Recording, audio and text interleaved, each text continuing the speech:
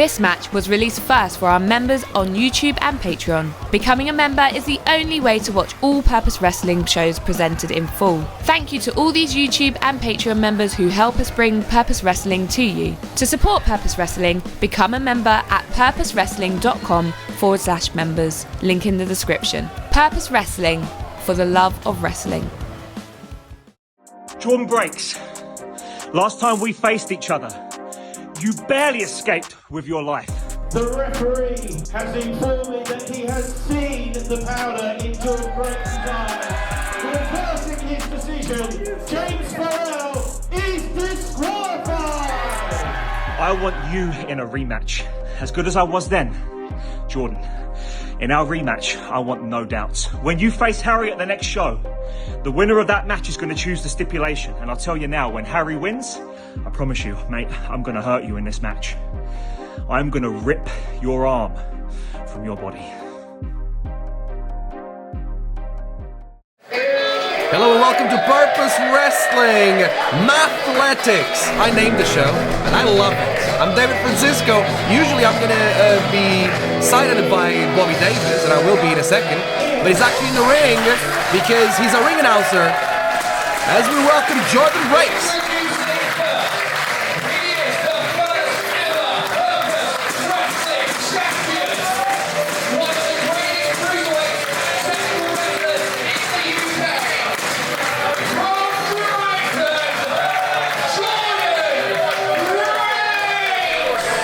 It's a great way to start Mathletics here as Purpose Wrestling returns one more time to the Merton Art Space, the Wimbledon Library. It is wrestling in a library. Look at all the books all around. I am sitting here, I'm not on the show today. I know I'm sad about it too, but hey, sometimes we don't always get what we want. Chris Hatch is not with us either. He's right now enjoying a great holiday abroad. Bobby Davis stepping into his role and being our host and ring announcer for the evening. So far, so good. 1 for 1. You're doing great, Bobby. Merton Art Space welcoming Jordon with open arms. First Purpose Wrestling champion. Nothing but love to be shown by the technical wizard that is Jordon Breaks, as he faces an old foe, Harry Sefton. These two know each other very well. They've had plenty of matches against each other. The story of this one is complex though, and I want to tell you in a second after Bobby interrupts me.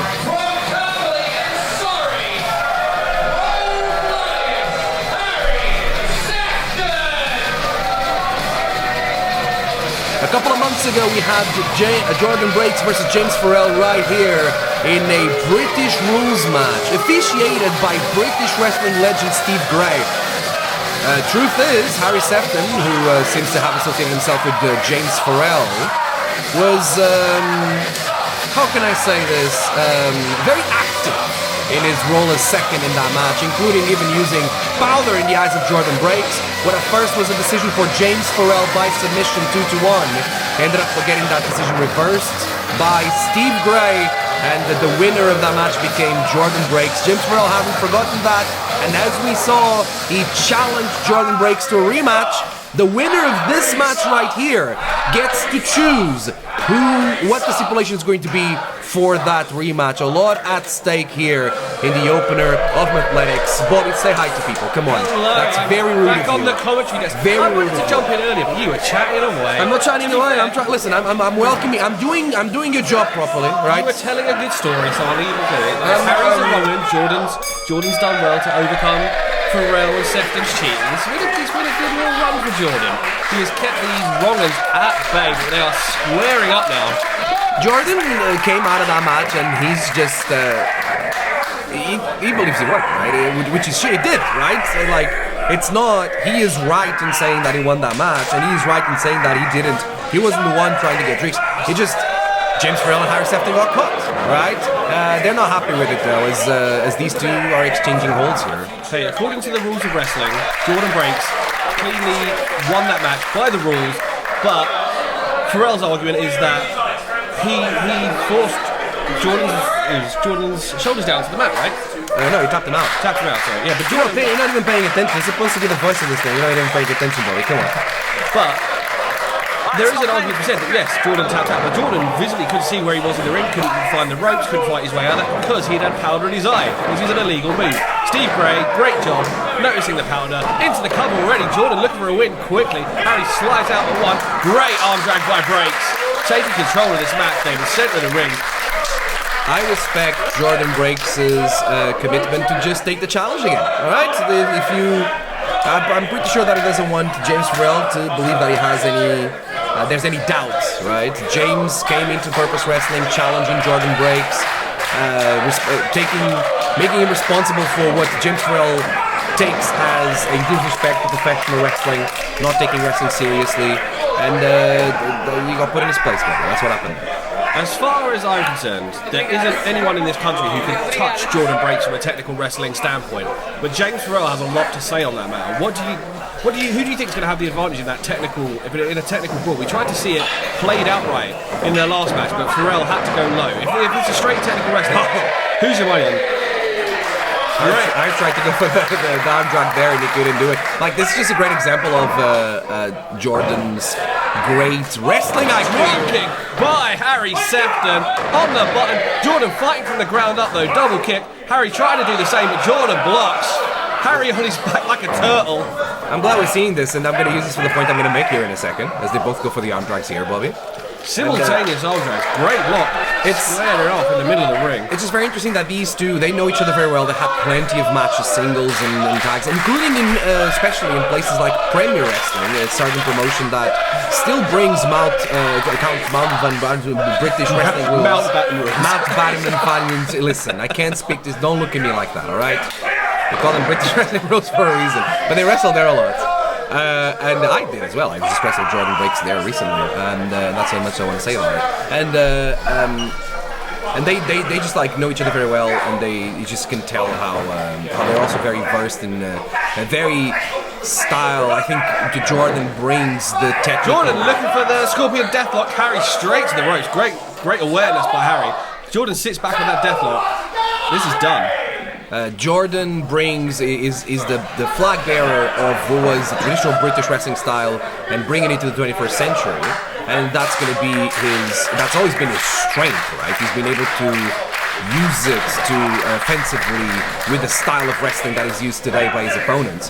The thing that James Pharrell is bringing is that he was an Olympic athlete, right? And now he is doing a lot of grappling discipline, especially with wrestling and freestyle wrestling, that are Olympic sports as well. And that is a different approach to grappling in professional wrestling and a different routes that James Pharrell is going to have. And I think the key to James Pharrell being able to maintain, to be able to be at the level of Jordon Breaks is whatever training he's doing right now and how he can transfer those skills into professional wrestling.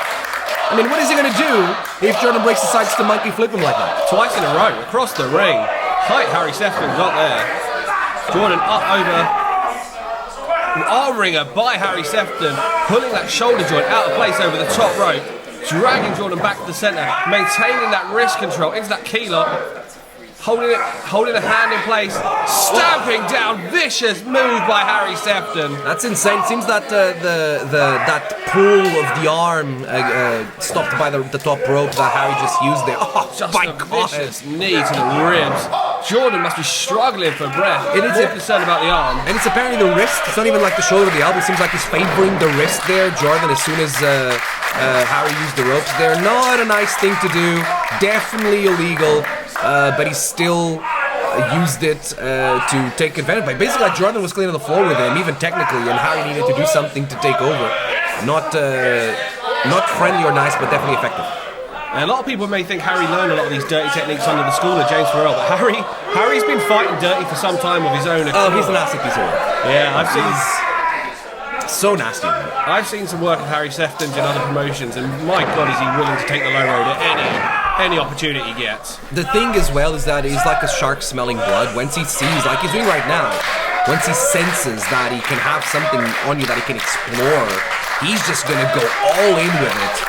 As horrible as that may be to you as his opponent, but hey, oh look at that. Hip toss reversal by Jordon to get out of that hold. double throat chop, one to the gut, European uppercut. Jordon Breaks trying to get some separation. Harry doesn't allow it. Armringer down to the mat. Harry Sefton back in control. Incredible job there by Harry. See the opening. My God, that's almost like a dragon screw on the arm. We need another mystical animal to do it. Not a unicorn screw, but something like that. Unicorn screw doesn't sound right, David. Sure. But we need to find another like mystical animal like that to name like a dragon-esque screw on the arm for it. Cobra clutch by Sefton. This is a hold that he's been very proficient with, and he's been able to really use it to his advantage. He hasn't been able to fully put his weight on Jordon Breaks. If he's able to either sit him down almost like a camel clutch or do this and bring Jordon down. Harry has been winning a lot of matches with that lately. He hasn't been able to put his weight on it, and Jordon is able to escape. Oh, he's going straight to the Eisenhower. No, he doesn't. Jordon getting back control. The Cobra isn't a mystical enough animal, David, to name you move over. Jordon gets out. Bell rung. Harry Sefton reeling, had both wrists torn out there by Jordon Breaks. Heck is the screw. How about that one? I like it. Jordon Breaks floats up and over, off the ropes, head of steam, wild swing by Harry, cross body by Jordon Breaks into the cover, just a 2 count for Breaks. Sefton powering out, but looking like he's in a lot of pain. Smart of Jordon to go into this kind of offense now. He needs to create separation, physical separation from Harry, because if he stays too close, Harry's going to zone in on that arm and wrist. So he's going with his agility, using his body as a weapon, and using body impact moves like that one, whatnot. Diving uppercut got him straight in the mush body. This isn't Jordan's usual tactic. He usually prefers that close combat, that technical wrestling, but he knows he needs to keep Harry away from him now. And he can't risk being that close in. And he's able to adapt as well. This is one of the things we're talking about when it comes to his ability to adapt his style to the current state of professional wrestling, the current meta, is that he's been getting good at doing more than one thing.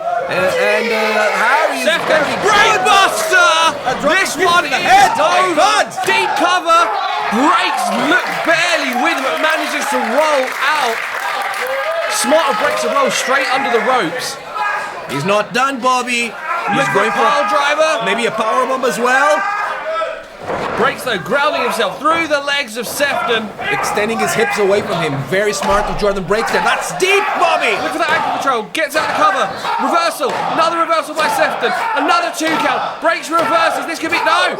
Sefton reverses. Back and forth, David. Exchanging double A Nelsons there. This time the jackknife, but he rolls through. And straight into the legs. Into the Scorpion Deathlock. Dragon Sefton. Oh, look how deep that is.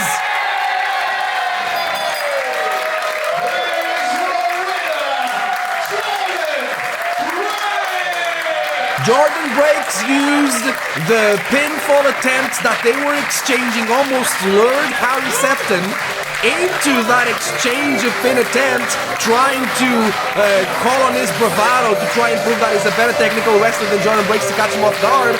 And he was 2 or 3 steps ahead, got the legs of Harry Sefton, and locked in the Scorpion Deathlock out of nowhere. That's how dangerous Jordon Breaks is in that ring. From nowhere, he can wrap you around and tap you out like that. I am so curious to find out what is the stipulation that Jordon Breaks is now going to choose when he finally gets the rematch against James Pharrell later in the year here at Purpose Wrestling. James Pharrell has asked me for a rematch. And he said to me, if I can beat Harry Sefton, I get to decide a stipulation. All he had to do was ask me for a rematch. I would have said yes. But since he's asked, and he's set that challenge, I will rise to it, because it's who I am. I want to beat you, Jamie. I want to beat you in your own game. We'll make it a submission match. I'll tap you out. Fair play, Jordan. Fair play. It's not the first time that we've locked up. But tonight, I came in with a goal. I came in to soften you up for James. And I think I did. I gave him just a little taste tonight of what you can expect. You may have beat me tonight, but mark my words, sunshine. James Pharrell is going to right the wrong, and he is going to win the war. Thank you for watching Purpose Wrestling. Don't miss any of the great pro wrestling action live in Wimbledon. Join us at the Merton Art Space. All details for tickets in the description below. Make sure you subscribe to the Purpose Wrestling YouTube channel for more great matches. Thank you for watching and see you next time.